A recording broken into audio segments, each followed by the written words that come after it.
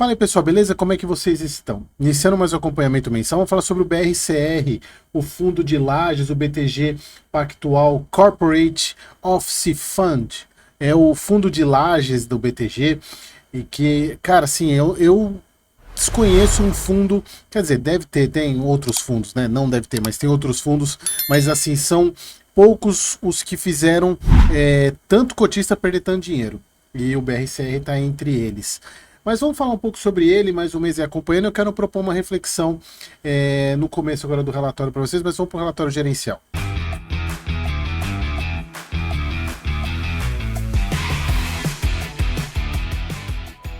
Então vamos lá, pessoal, relatório gerencial agora de janeiro. E o fundo aqui, a gente tem. Deixa eu só comentar um pouco aqui primeiro, antes de falar sobre esses pontos aqui, porque o fundo, aqui nessa primeira parte, ele coloca as coisas positivas e o fundo vem melhorando mês após mês. Tem a questão de eles falam, desempenho sólido, distribuição de 0,50, que é consistente, o que dá um yield de quase 15% ao ano em função do preço da cota. Falando sobre o fluxo intenso de locações que o fundo vem tendo, não fluxo intenso de locações, mas de visitas em áreas vagas do fundo. Também, principalmente na área lá da Shukri Zaidan, e aqui sempre fazendo um parênteses pelo vocês que acompanham fundos como JSRE e outros fundos que têm imóveis na região ali da Shukri Zaidan, Rocha Verá, eu venho falando para vocês da melhora nesses locais. Eu chego a acreditar que essa região ela tem apresentado mais potencial de melhora do que, por exemplo, a Faria Lima. Mas é claro, assim, não estou querendo nem comparar uma região com a outra, mas assim, a gente vê pelos próprios fundos e o desempenho que os fundos vêm apresentando. E aqui falando também do Rio de Janeiro, o local que eu moro, e isso é notório, eu vejo isso muito, prédios onde tinham salas comerciais vazias sendo alugadas, porém alguns outros prédios a gente vê alguns locais, principalmente ali onde passa, não só prédio, mas a parte de comércio ali onde passa o VLT, acabou com o comércio naquela região. Mas a grande questão é a seguinte, pessoal, a gente vê que o fundo vem apresentando melhores números, melhores indicadores, meio que o BTG tentando fazer com que o passado fosse apagado desse fundo. E aí a gente chega num ponto da minha reflexão. Hoje o fundo, pessoal, ele tá, se a gente for pegar no mercado, o fundo hoje ele está negociando a R$ 39,74. Muito próximo, inclusive, do que ele fechou janeiro. Mas olha só o deságio patrimonial. Vamos fazer as contas aqui. Eu acho que não tem um fundo de tijolo com esse deságio hoje. Claro, pessoal, estou tirando da conta aí XPPR, o XP, o Macaé Corporate, o XPC. Não, como é que é? XP. É o Macaé Corporate, aquele que tem o prédio lá em Macaé, que era alugado para a Petrobras. Olha só, 86,77, a gente está falando de um deságio de 54% em relação ao patrimonial. E aí, pessoal, por que eu quero propor essa reflexão? Principalmente para você que é cotista, mas não somente para você que é cotista, mas principalmente para você que acaba lendo informações, vai procurar informações sobre os fundos em fóruns. E o que mais a gente vê em fórum são pessoas falando que nesse preço o risco vale. Porque, de fato, se a gente for pensar, o fundo hoje ele está pagando 50 centavos a 40 reais, ele está pagando mais de 1%, 1,3%, 1,2%, 1,3% ao mês de rendimento. E para o fundo de lá, a gente sabe que isso é muito fora da realidade.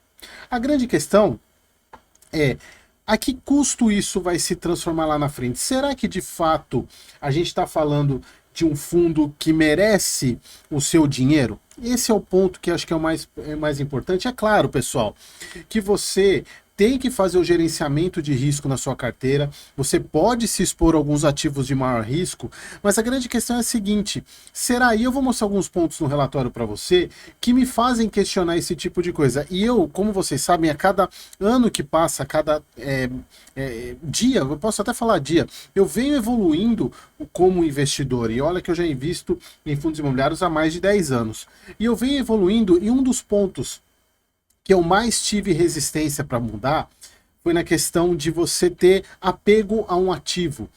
quando eu comecei, e não faz muito tempo, eu tinha muito apego. Eu falava, não vendo por preço, se o fundo não perde fundamento, eu não vendo, ou se ele apresenta muito risco, eu não compro. Mas isso que eu tenho transformado em mim, cada dia ainda é um processo lento, não é um processo tão simples assim, ainda mais depois de você passar dos 40, algumas mudanças são um pouco mais difíceis. Mas o que eu quero falar é o seguinte, às vezes, a gente tem que pensar na relação risco-retorno, independentemente se você gosta ou não do ativo. E se você olhar pura e simplesmente pelo retorno atrelado ao risco olhando pelo fundo, parece ser uma tese interessante, porque você está com um fundo com 54% de deságio, que te paga mais de quase 1,2% ao mês, e se você pode esperar uma melhora de mercado, comprar e vender lá na frente. É uma estratégia que é aceitável e eu não falando assim, não é que eu não falo mal, mas seria uma estratégia que eu poderia adotar hoje com uma visão que eu tenho um pouco melhorada da minha vida como investidor, embora eu ainda acredite que o fundo imobiliário não é para tradear, né? Não é um ativo de trade, é um ativo para você levar e aproveitar momentos para acumular cotas. Mas é que tá, pessoal, vocês procurarem em alguns fóruns, vocês vão ver que grande parte das pessoas enxergam esse preço do BRCR como sendo um preço que nessa faixa de preço, baixar de 39, 38 até 35, acaba se tornando uma relação de risco-retorno muito interessante. A grande questão é a seguinte, pessoal, a gente pega o histórico desse fundo, a gente vê o quanto foi degradando o patrimônio do cotista ao longo do tempo. A gente vê aqui na questão do valor patrimonial, quando ele fez a reciclagem do portfólio, a questão das vendas, né, que ele fez lá, inclusive os imóveis que foram lá para o Vegri, quem acompanha o canal aí já sabe da questão do Vegri. A gente vê aqui o retorno, não tem nem o que falar do retorno. Aqui a gente vê a questão da receita contratada, obviamente caiu, porque o fundo perdeu ativos. A performance, a gente vê aqui, ó, se a gente for pegar a performance do fundo, hoje ele está sendo, o valor médio de metro quadrado dele hoje está em 16.741 e no mercado está negociando a metade do preço. É algo que eu venho falando constantemente para vocês, essa questão da negociação por metro quadrado dos preços de alguns ativos de tijolo. E aqui a gente vê a rentabilidade anualizada, né, no mercado 16,1%, é muita coisa. Só que aí que tá, pessoal, aqui começam os problemas. Eles insistem em não trazer o demonstrativo de resultados, receita de locação, quanto que teve no relatório. Eles tinham parado, aí eles voltaram a trazer, aí quando mudaram o modelo de relatório, voltou a aparecer, aí agora já não tem mais. E aí que tá, pessoal, como é que você, investidor, vai acreditar ou vai colocar o seu dinheiro se você não consegue enxergar como é que o fundo está trabalhando, quanto que está entrando de receita de locação, o quanto que é de despesa financeira, o quanto que ele tem de receita financeira ou despesas, taxas de administração, essas coisas. Como é que você analisa e precifica um fundo desse sem as informações? E aí, pessoal, a gente entra num ponto que foi por causa dessa falta que a gente está vendo aqui, que os cotistas descobriram no momento pior, quando o fundo tinha um passivo de quase 1 bi. Como você não tinha as informações, você não tinha como saber. É claro, se você olhasse informe, talvez você conseguisse, mas assim, pessoal, a grande maioria das pessoas não leem, se informam e deveriam, e eu acho que o papel de um fundo imobiliário, de uma gestão, é ter um bom relatório gerencial para poder informar os cotistas. Não tinha aí, grande parte dos cotistas descobriram aquele passivo enorme que o fundo tinha, que inclusive fez com que ele fosse obrigado a vender os ativos, né? Inclusive o Cidade Jardim, que eu falo que era um baita de um prédio que ele teve que vender. E que tá, e aí eu coloco nesse balaio esse risco. Será que mesmo com esse preço vale a pena correr esse risco? Eu não sei, pessoal, eu fico com sérias dúvidas. E sem contar, pessoal, que o fundo, ele continua rolando a dívida. Ele não tem dinheiro para pagar e ele continua rolando a dívida. Por um lado, uma parte que é boa da estratégia do BTG é que eles têm feito a rolagem da dívida e diminuindo o custo dela. Eles diminuíram o spread, que a contratação era CDI 3,5, foi para 2,09, isso é muito bom. Então, só que a questão é a seguinte, e aqui eles colocam um ponto que me deixa um pouco assustado em ver essa frase, como se fosse a coisa mais normal do mundo. A dívida relacionada às obrigações de 2025 segue sendo rolada de maneira sistemática, ou seja, virou padrão para o fundo rolar dívida. E aí que a gente vê, pessoal, para mim isso não é normal. Por mais que a gente possa matematicamente mostrar que é vantajoso, mas para mim isso não é normal. Porque, e aí eu sempre volto naquela frase que o Bruno fala, Bruno Perini, quando você tem dívida, você tem que torcer para tudo dar certo. E ele aqui, até então, nesse momento está dando certo.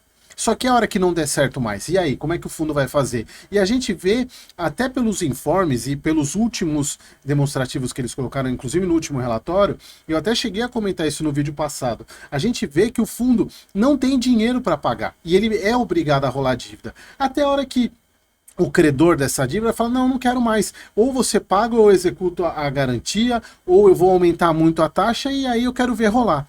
Então, pessoal, assim, o mercado também não deixa dinheiro na mesa. Embora a gente esteja vendo uma assimetria muito grande, embora nesses últimos dias aí teve uma boa recuperação, mas a assimetria continua muito grande. Mas em alguns fundos a assimetria é justificável e, na verdade, deixa de ser assimetria e o mercado precificando o risco.